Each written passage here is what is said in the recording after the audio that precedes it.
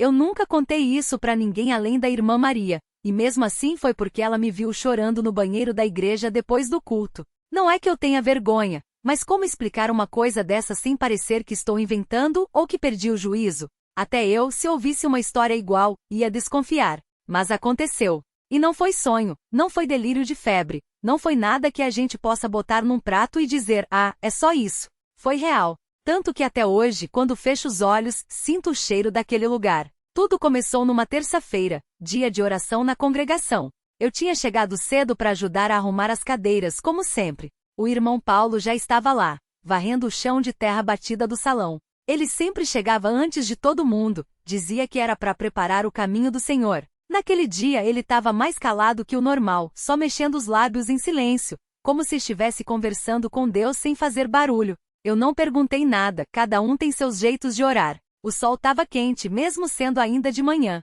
Quando a irmã Clara chegou com as crianças, já suadas de tanto correr no pátio, eu fui buscar água para elas no bebedouro do fundo. A bomba rangeu como sempre, e a água saiu morna, com aquele gosto de ferro que a gente já está acostumado. Enquanto enchia os copos de plástico, ouvia a voz da irmã Regina chamando todo mundo para começar. Ela estava com a Bíblia aberta no Salmo 24, aquele que fala a terra é do Senhor e tudo o que nela existe. Eu gosto desse salmo, mas naquele dia não consegui prestar atenção direito. Minha cabeça estava pesada, como se tivesse uma pedra dentro. Quando o irmão José começou a cantar o hino 12, Vem, Espírito Divino, senti uma coisa estranha no peito. Não era dor, não era alegria. Era uma mistura de medo e saudade ao mesmo tempo. Você já sentiu isso? Como se algo que você nem sabe que existe estivesse chamando por você. As vozes dos irmãos enchiam o salão, uns desafinados, outros com aquela firmeza de quem canta há anos, e eu só conseguia ficar ali parada com as mãos geladas, mesmo com o calor.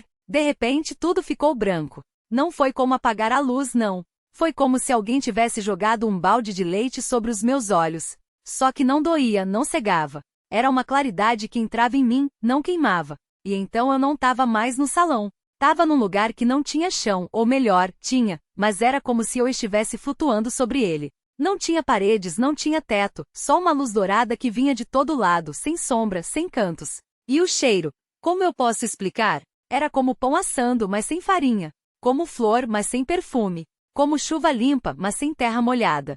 Era um cheiro que enchia a gente por dentro. Eu não estava sozinha. Tinha pessoas ali, muitas, mas não era uma multidão barulhenta. Era como se cada um tivesse seu próprio espaço, sua própria luz. Alguns eu reconheci. A irmã Lúcia, que morreu ano passado de câncer, o irmão Antônio, que foi atropelado na estrada para São Paulo. Mas tinha outros que eu nunca tinha visto, e mesmo assim sabia quem eram. Como se o coração deles falasse direto pro meu. Uma mulher de vestido simples com as mãos marcadas de trabalho sorriu para mim. Não precisou dizer nada, eu entendi. Você tá no lugar certo. E então eu vi ele. Não vou descrever, porque não tem palavra. Não era um homem, não era uma luz, não era nada que a gente possa comparar. Era como se toda a bondade que já existiu no mundo tivesse um rosto, e esse rosto estivesse olhando para mim. Não com juízo, não com aprovação, só, conhecendo. Como se ele já soubesse tudo de mim antes mesmo de eu nascer, e mesmo assim estivesse feliz por me ver ali. Eu queria correr, me esconder, porque como é que uma pessoa como eu, cheia de defeitos, pode ficar na frente de uma coisa tão pura? Mas não tinha para onde correr, e não precisava. Ele não falou, não precisava. Era como se as palavras fossem pequenas demais para aquilo que ele queria dizer. Mas eu entendi, não tenha medo. Você sempre foi minha. E então, do nada, eu vi a terra. Não como a gente vê num mapa ou de avião. Era como se eu estivesse olhando para um coração batendo. Vi as pessoas que eu conhecia, vi as ruas da minha cidade, vi até a minha casa com a mãe pendurando roupa no varal. Vi o irmão Paulo ainda varrendo o chão da igreja, como se nenhum segundo tivesse passado. Vi a irmã Maria que estava do meu lado no culto, agora olhando para cima, como se sentisse que eu não estava mais ali. E vi coisas que não faz sentido explicar. Fome e guerra. A dor delas era uma coisa viva, um cheiro de ferro e suor que subia até onde eu estava. Não era só tristeza, era um peso que torcia os ossos das pessoas, um grito que não saía da garganta. E de repente, como se alguém tivesse virado uma chave dentro de mim, eu sente tudo isso. Não como quem assiste um filme ou ouve uma história. Era como se minha pele fosse feita da mesma coisa que a dor daquelas pessoas. Como se meu peito fosse o lugar onde todas aquelas lágrimas caíam antes de molhar o chão. Eu queria fechar os olhos, mas não tinha mais pálpebras. Quis tapar os ouvidos, mas não tinha mãos. E mesmo assim, no meio daquele turbilhão, uma coisa ficou clara. Ele não tinha me trazido pra cá pra eu só ver. Era pra eu saber asterisco. Você acha que é só você que carrega fardo? A voz não veio de lugar nenhum e veio de tudo ao mesmo tempo. Não era um som, era uma certeza que nasceu dentro de mim, como se sempre tivesse estado ali, só esperando eu prestar atenção. Eu não respondi. Não tinha resposta. Porque no fundo eu sempre achei que sim. Que minha dor era maior, que meu cansaço era mais pesado, que minhas dúvidas eram as únicas que faziam sentido. Mas ali, vendo o mundo assim, cru e sem filtro, eu percebi. Todo mundo tá carregando alguma coisa. O homem que passa por mim na rua com um sorriso falso, a mulher que reza baixo demais no banco da igreja, a criança que chuta uma lata como se fosse uma bola. Todos eles têm um peso que ninguém vê. E o pior não era o peso em si, era a solidão dele. Eles não sabem que não estão sozinhos, falei, sem saber se era pra ele ou pra mim mesmo. E você sabe? A pergunta doeu, porque a resposta era não. Não sabia. Ou sabia, mas não sentia asterisco. Não como deveria. Porque é uma coisa dizer que Deus está perto, e outra bem diferente é sentir a mão dele segurar a sua quando você tá afundando. Eu olhei para baixo de novo. Dessa vez não vi só a dor. Vi também as mãos que se esticavam sem tocar, os olhares que se cruzavam e desviavam, as palavras que morriam na garganta. Vi o irmão Paulo, agora sentado nos degraus da igreja, a vassoura esquecida ao lado, os cotovelos nos joelhos e a cabeça baixa. Vi a irmã Maria, ainda de olhos no céu, mas com as mãos tremendo como se não soubesse se devia erguer ou deixar cair. E vi a mim mesmo. Não eu de agora, flutuando não sei onde com Deus não sei como. Vi o eu de antes. O que sentava no último banco do culto, o que fingia que estava tudo bem quando a mãe perguntava, o que repetia os salmos de memória sem deixar eles chegarem no peito. O que achava que fé era não duvidar, em vez de ser honesto com as dúvidas. Eu não sou diferente deles, falei, e pela primeira vez em muito tempo não foi uma queixa. Foi só a verdade. Nunca foi. Não teve ironia na resposta. Não teve julgamento. Só um fato, simples como o sol nascendo. E então, como se alguém tivesse dado um puxão numa cortina, a visão mudou. Não sumiu.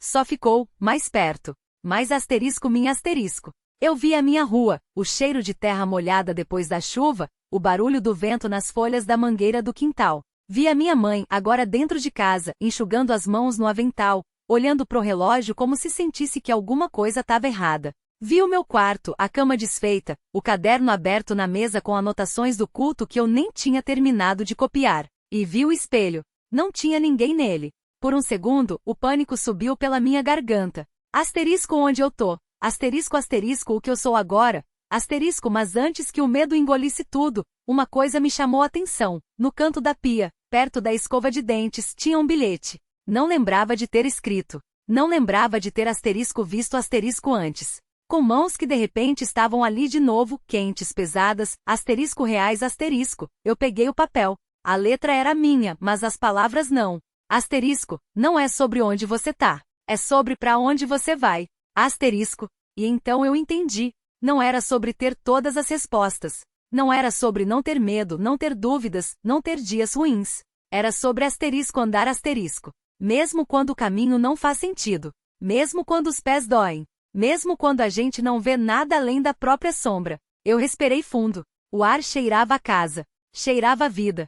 E agora? Perguntei, sem saber bem para quem. Não teve resposta. Não precisava. Porque de repente eu sabia o que fazer. Abri a porta do quarto e desci as escadas. A madeira rangeu como sempre, o terceiro degrau ainda estava solto como eu nunca tinha consertado. Minha mãe levou um susto quando me viu. Estava na cozinha com as mãos enfiadas na massa de pão, a farinha espalhada pela mesa como neve em miniatura. Os olhos dela se arregalaram, como se eu fosse um fantasma que tinha voltado sem aviso. Você tá em casa? Ela perguntou, secando as mãos no avental. A voz tremia um pouco, daquele jeito que só a gente conhece quando está segurando alguma coisa muito forte por dentro. Tô, respondi, e foi só aí que percebi como a palavra soava estranha na minha boca. Não como uma desculpa, não como uma justificativa. Só um fato. Ela não perguntou onde eu tinha estado. Não perguntou por que tinha demorado tanto. Só ficou me olhando, com aquele olhar que cortava direto para a alma, como se estivesse contando cada ruguinha nova no meu rosto. Depois, lentamente voltou a amassar a massa. O jantar tá quase pronto, disse, como se eu não tivesse sumido por semanas. Como se eu só tivesse saído para comprar leite. Fiquei parado ali, na porta da cozinha, sem saber o que fazer com as mãos. Elas coçavam para enfiar nos bolsos, para cruzar os braços, para fazer asterisco alguma coisa asterisco que não fosse só ficar ali, exposto. Posso ajudar? Perguntei, e soou ridículo. Eu não ajudava na cozinha desde os 15 anos, quando quebrei 3 pratos em uma tarde e minha mãe me baniu com um asterisco vai brincar na rua, menino, asterisco. Ela olhou para mim de novo, dessa vez com um quase sorriso. Pode cortar as batatas. Mas lava as mãos primeiro. A pia estava quente da água que tinha corrido há pouco. Sabonete de cocô, o mesmo desde sempre. Enquanto esfregava as mãos, olhei pela janela acima da torneira. O quintal estava igual. O pé de limão torto, a mangueira enrolada no gancho, a cerca de arame que meu pai nunca consertou direito. Tudo no lugar. Tudo como se nada tivesse mudado. Mas alguma coisa tinha. Você emagreceu, minha mãe comentou, enquanto eu descascava a primeira batata com mais força do que o necessário. A faca escorregou, tirando um pedaço da minha própria pele. Não doeu. Respondi, chupando o dedo. Andei caminhando muito. Ela não perguntou para onde. Só assentiu, como se já soubesse. Seu pai ligou ontem, falou depois de um tempo. Perguntou se você tinha dado notícias. A faca parou no ar. O que você falou? Falei que estava tudo bem. Ela amassou a massa com mais força. Não é verdade? Não respondi, porque não era uma pergunta. Era um teste. Ou um convite. Ou as duas coisas. Ele tá morando com a tia Mara agora, continuou, como se estivesse falando do tempo. Diz que tá trabalhando numa oficina. Não sei se é verdade. A batata caiu na água. Eu não tinha ideia de que meu pai tinha saído da cidade. Não que isso mudasse alguma coisa. Você foi lá? Perguntei, e odiei como a voz saiu pequena. Minha mãe parou. Tirou as mãos da massa, deixou-as apoiadas na mesa, os dedos ainda brancos de farinha. Não, disse, firme. Não fui. E foi isso. Não teve explicação, não teve desabafo. Só o som da faca cortando batatas, o barulho da água correndo, o rangido da madeira da casa se acomodando com o vento. O Lucas passou aqui semana passada. Ela mudou de assunto como quem vira uma página. Trouxe umas caixas que você deixou no apartamento dele. Tá tudo no seu quarto. Lucas, meu ex-sócio, ex-amigo, ex-tudo. O cara que me olhou com nojo na última vez que a gente se falou, quando eu joguei as chaves da empresa na mesa e disse que não aguentava mais. Ele, tá bem? Perguntei, mesmo sem querer saber. Minha mãe encolheu os ombros. Não sei. Não perguntei. Claro que não. Terminei de cortar as batatas em silêncio. Minha mãe acendeu o fogão, colocou a panela no fogo. O cheiro de alho refogando encheu a cozinha, misturado ao de pão fresco. Era um cheiro que doía, de tão familiar. Você vai ficar? Ela perguntou finalmente sem olhar para mim. A pergunta não era sobre jantar. Não era sobre a noite. Era sobre tudo. Olhei para a janela de novo. O sol já estava baixando, pintando o quintal de laranja. Em algum lugar, um cachorro latia. Em outro, uma criança chorava. Vida normal. Vida que seguia. Não sei, respondi, honestamente. Mas hoje eu fico. Ela sentiu. Não foi um asterisco, ok asterisco. Não foi um asterisco, claro, asterisco. Foi só um movimento de cabeça, como se já soubesse que essa era a única resposta que eu podia dar. Então põe a mesa, disse. Os pratos estão no arme. Fui até o armário de canto, o que rende quando se abre. Os pratos estavam empilhados do jeito que ela sempre deixa, os fundos brancos com a borda azul embaixo, os rasos em cima. Peguei 2 de cada, mais os talheres que já estavam na gaveta debaixo do fogão. A faca ainda tinha resto de tomate seco na lâmina. O vinho tá na geladeira. Ela falou, mexendo a panela com um movimento circular que eu conhecia demais. Mas se quiser cerveja, tem na despensa. Abri a geladeira e o ar frio bateu no rosto. A garrafa de vinho tinto estava encostada na parede de trás, ao lado de um pote de ketchup com a tampa mal fechada. Peguei o vinho e 2 copos que estavam na prateleira de cima secos, mas com marcas de dedos embaçadas. Você ainda usa esses copos que a sua mãe deu? Perguntei, só para dizer alguma coisa. Uso. Ela não olhou para trás. São bons. Coloquei a mesa como sempre. Pratos alinhados com a borda da madeira, garfo à esquerda, faca e colher à direita. O vinho ficou no centro, sem taça, só a garrafa suada de frio.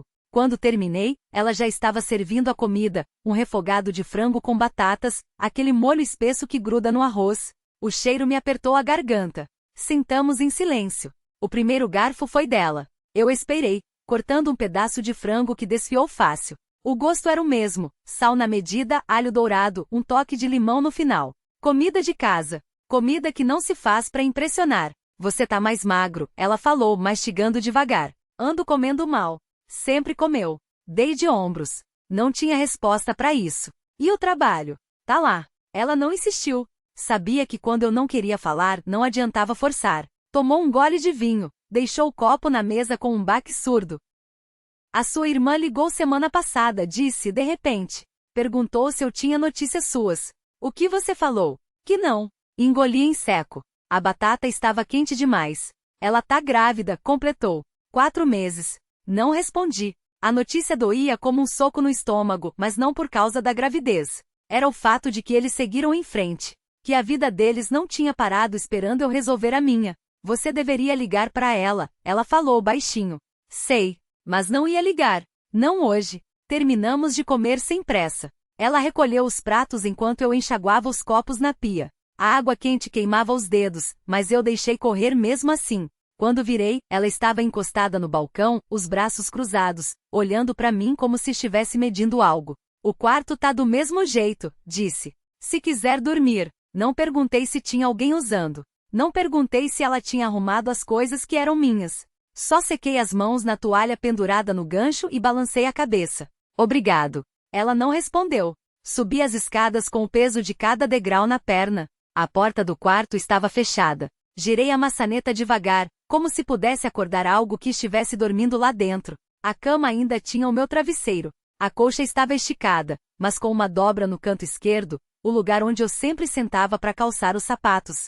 No criado mudo, o relógio digital piscava 12 horas, a pilha morta fazia meses. Deitei sem tirar a camisa. O colchão cedendo sob meu peso era uma coisa que eu tinha esquecido. Fechei os olhos e ouvi o barulho dela arrumando a cozinha lá embaixo. Louça batendo, água correndo, o som da torneira sendo fechada com força. Em algum momento, a luz se apagou. Não sei se foi ela ou se eu sonhei. Mas quando abri os olhos de novo, a janela estava escura e o cheiro de café fresco subia pelas frestas da porta. Não me mexi. Fiquei ali, ouvindo os passos dela no corredor, o rangido do assoalho perto da escada. A porta não abriu. Ela só passou por fora, devagar, como se soubesse que eu estava acordado. Esperei até o som se afastar. Depois, respirei fundo e me levantei. O café estava na mesa, numa caneca que eu conhecia, aquela com a rachadura no cabo. Ao lado, um prato com pão e manteiga. Nada mais. Vesti a camisa do dia anterior. Passei a mão no rosto. Na parede da sala,